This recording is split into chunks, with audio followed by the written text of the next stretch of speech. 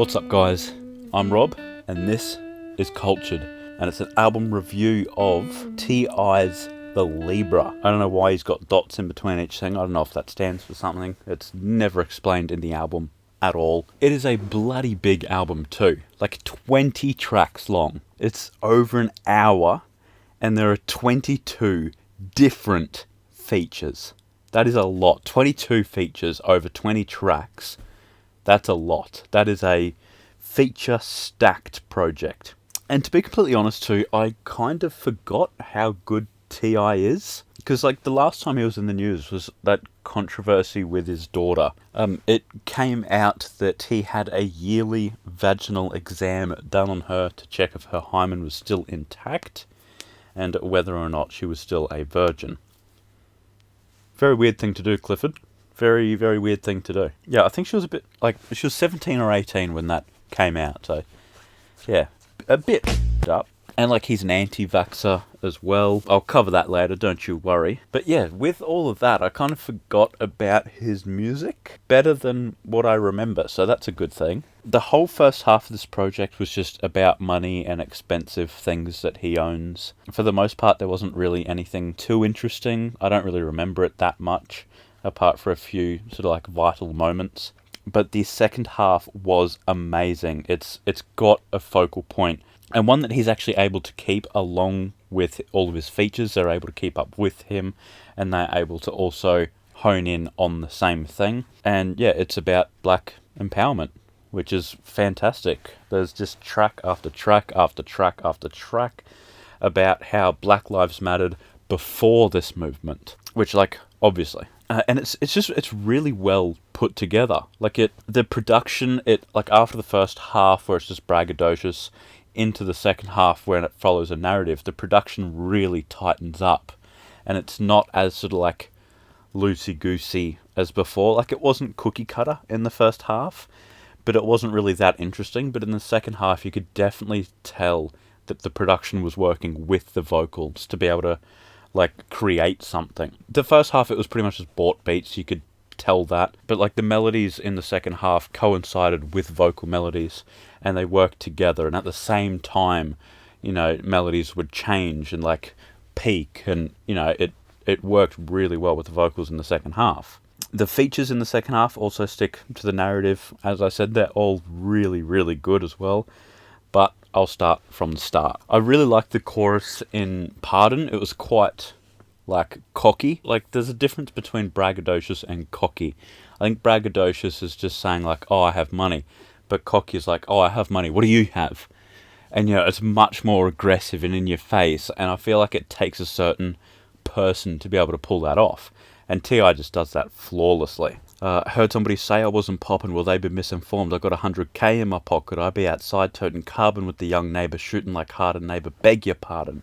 I just put the paddock on a throwaway, shorty try to take a neighbour's soul away, beg your pardon. Big body rolls give me road rage, swerving in an Aston Martin, neighbour, beg your pardon. And I just love how overly cocky that is. There was one word in there that I focus on just every single time, and whenever I hear it, I can't take in the rest of the song, because I'm focusing on it the entire time, on just how bad it is. Get a little money then double, level. Came a long way from selling weed in the envelope. Meaning envelope. But to rhyme it with level, they say envelop. Which is really, but that would make sense if velop was a word and it meant something in the envelope. That it would be a stretch still, but that would at least make sense. Now he's just yeah, I know rappers bend words to make them rhyme. Eminem is probably the most notable for doing that. But this is bending the word so hard that it snaps, and it's no longer a word, it's just two noises that he's made. Yeah, I thought that was the biggest stretch of a word I've ever seen. And while I'm on the topic of wordplay as well, I just thought the Air and Water interlude was a top notch. Obviously the album name is the L.I.B.R.A, and the cover is a set of scales, Libra.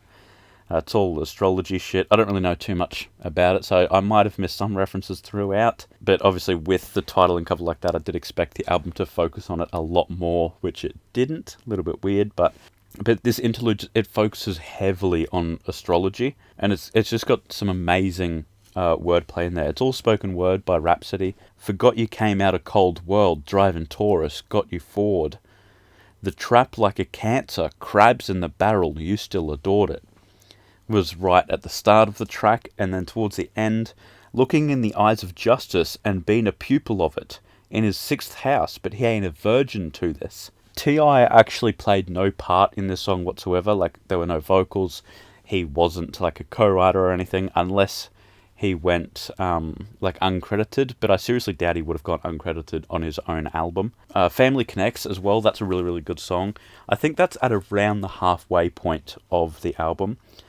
T.I.'s son Domani is on it. He was on the feature, and then his other son Messiah was on the production. In Domani's second verse, he says, I'm most definitely my daddy's son, it's not denying. I used to run away from my last name. I was mortified of being that neighbour that lived off a neighbour at 25. So I moved out at 18, and I'm on my own. Pops, I know you got it, but I'd rather just get it on my own.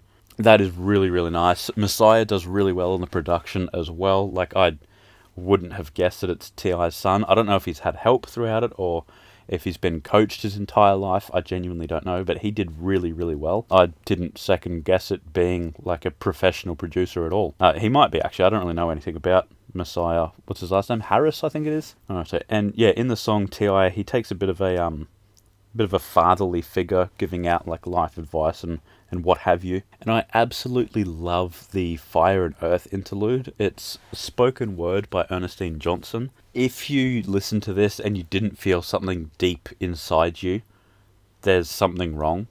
Like, it's incredibly moving. It's very, very powerful, incredibly emotional. Like, this is empowerment by definition. Like, this, yeah, it's incredible, this song, or this interlude. The emphasis that Ernestine it's putting behind her voice it's so moving. It's very, very powerful. I urge you to listen to this.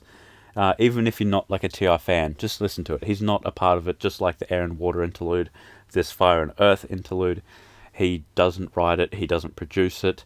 I think he's just like a curator of it, but it's absolutely amazing. It's only 2 minutes long as well. It won't take you long to listen to it. I'm not going to like quote anything from it because I'm just going to take away from it. I'm not going to be able to match her at all. Please go and listen to this. Like, it is incredible. Yeah, I honestly think being an interlude on a T.I. album is just doing it dirty. It definitely needs its own thing. Pantone Blue is another amazing track. It's about an old friend of T.I.'s who is no longer with us. It features L.I.B.R.A, I think it is, or Berets. I don't know, but he absolutely kills it. T.I. does a great job throughout, nowhere near as good as Alec, but he manages to hold the song up and not, ruin it. But yeah, towards the end of the second verse, he did do Alec a little bit dirty on the song. He does mess it up a little bit in the second verse. Me, I'm more worried about the vaccination, man. These people diabolical, they nothing to play with. Put that shit in you or your baby, your ass crazy. Now, I don't want to downplay the amount of shit that the black community has gone through with all of this. As Royster59 put it really well in the allegory, there's plenty of reasons for the black community to not trust white doctors. In the past they have used black communities as test rats. As like, oh, let's see how unsafe this vaccine is. That's incredibly wrong. It's something that never should have happened. I don't want to downplay that one bit. It's definitely something that should be recognised, and it should be something that's considered while white doctors are giving out vaccines, like, to anyone really. And yeah, it is something that should be considered in any sort of health profession. Yeah, so I completely understand developing trust issues from that. I get that 100%. I would as well. And I also understand not getting a vaccination you don't need. Especially if it comes with possible side effects, there's absolutely no reason why you should get a vaccine you don't need.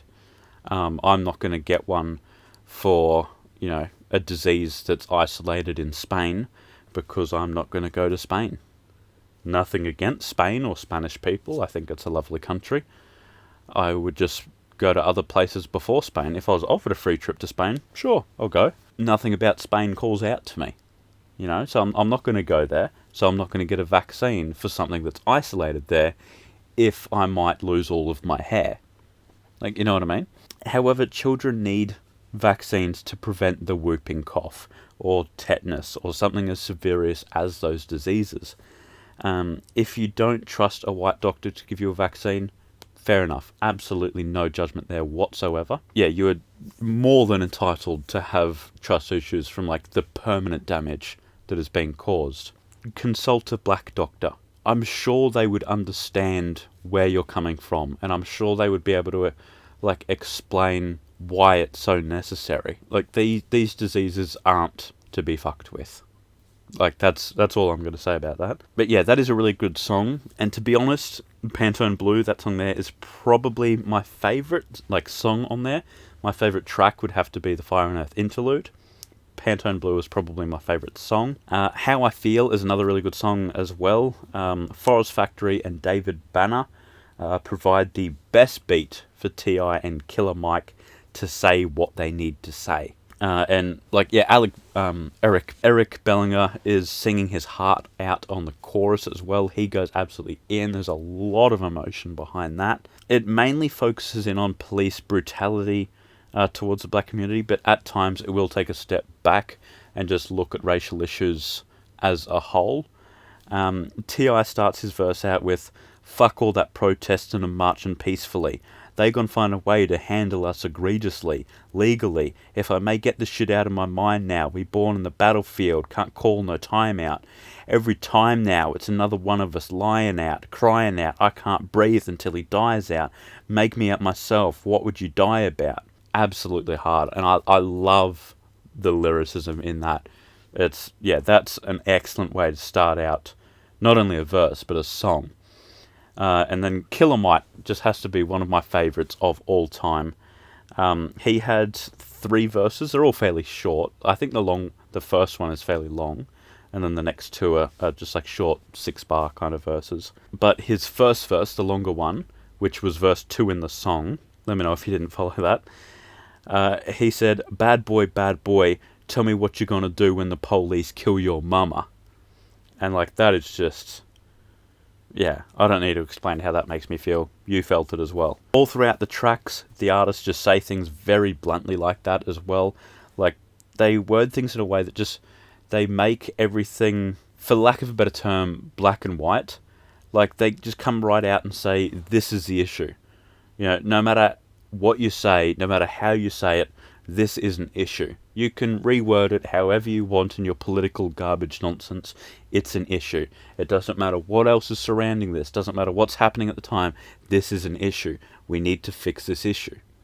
I think that's brilliant. Like, it really makes you think. Well, this is quite difficult to word. It points out something wrong, and they word it in a way that you're unable to, come back at it. You're just like, okay, yes, I agree with you. Like, they make it so you cannot disagree with them. I think it's brilliant. We Did It Big is a great song as well. T.I. shows a much more emotional side to him. About an old friend that died, probably the same one on Pantone Blue. But yeah, I do really like this song, but the chorus just ruins it for me. I cannot get past the chorus whatsoever. It's sung by John Legend, who I usually really like. But the chorus just says, "We did it big 20 times. That's a lot. I don't need to hear it that many times. I understand. You made it big. Say it a couple of times to, like, drill it into my head that you made it big. That's fine. I don't need to hear it 20. And the chorus plays 3 times throughout the song as well, so I hear that 60 times every time I listen to that song. That's ridiculous. And then finally, the outro, Deja's Confusion. I believe that's how you say her name. That is T.I.'s daughter, the one that, was involved in that controversy. But that's about black empowerment while remaining humble. I'd absolutely love it. I think it takes a fantastic, mature stance. She's only 20 or so now. And yeah, it's a very, very mature perspective that she's taken on. I've got nothing for respect for her after hearing this. The colour of our skin, the texture of our hair, and our other unique features. Why die to fit in when we were born to stand out? Absolutely brilliant. And a little bit later, When you have the courage to be yourself and share the gifts you've been blessed with, you give others the art of knowing that they can too. Be a reflection of what it is you desire. Your soul is beneath no one, and your soul is superior to no one. Your greatness awaits to walk with you in your desired path. That's fantastic. The way that she says it as well, that you are not superior to anyone. I think that really humbles you. This is all spoken word as well. It's not meant to rhyme. And the way that she ends the outro as well is amazing. I bet you were expecting to hear something different, probably hoping I'd serve you some tea more specific to business of ours. But I'm just too gifted to be here on that bullshit. You see, evolution is key, and stagnation ain't me. Nah, I'd rather admire the beauties of life, finding solace in places it'll take most more time to acknowledge. Very, very strong girl. The production throughout was really, really good. Again, in the first half, it was a little bit cookie cutter, and I think they were just bought beats. But yeah, it really tightened up in the second half. One track that was in the first half, Respect the Code, it did have amazing production. The beat had the perfect amount of saxophone in it. Love a bit of saxophone in hip-hop. And then T.I., the absolute music mogul, had the foresight to put none other than Fat Motherfucker on this song. And okay, I've got to play this. There's no way I cannot play this. Oh, with the saxophone, that deep voice. Oh, it just, I don't know what it is about his voice. It just yells luxury. Yeah, he can talk about pistol whipping. He can talk about heroin all he wants. This is luxury. I don't know how he does it. I genuinely don't know how he does it. That could put me to sleep. And just before his verse, he says, I wish I really knew how to sing for you, baby, but since I can't, I'm going to count this paper right in front of you. He is seducing me with that, my God. Hypno sampled Hypnotize by Biggie, and they did that song so dirty. It sounded horrible. And to top it all off, they didn't even mention anything worth mentioning at all. T.I. even said on that song, he's been beefing with his own daughter. Such a bad song to pay homage to such a good song. They really did Biggie dirty on that one. As far as all of the features went as well, the only one that really missed was 42 Doug. He didn't really contribute anything. You could get rid of him and nothing would really change. He was in On the Hood, and he did take away from the track as well. Two people that I want to mention that I haven't already would be 21 Savage on Thank God. He just said, encore, f*** it, hit they block again. Oh my God, how hard is that? Hit they block again. That is very hard. And I loved every Miss Pat feature as well. She's hilarious. She was at the end of certain songs all throughout. But to be honest, I think he should have made 2 albums. One with the sort of materialistic trap, which is the first half, and then the second one, the second half, which is all about the black empowerment, and just never release the first half. I think that would have made it so much better. And why call it the Libra? You know, if he then called it something to do with, I don't know, empowerment or something like that, I think that would just make this so much better. But yeah, I don't really know why he called it Libra. It was a very minimal focal point. There was a much stronger and much more important focal point all throughout. But yeah, I'm going to give this one a 6.5. Mainly because there are quite a few tracks that I'll be more than happy to return to, and that Fire and Earth interlude is so good. There's no way I can give this anything less than 6.5 out of 10 while that is on here. That alone will make up the 6.5. So be sure to let me know down in the comments what you guys thought of the album. Is T.I. the best Atlanta rapper out? Should he continue making music? But be sure to check back tomorrow, because I've got a review by Homeboy Sandman. Don't feed the monster. I'll see you then. That's a wrap.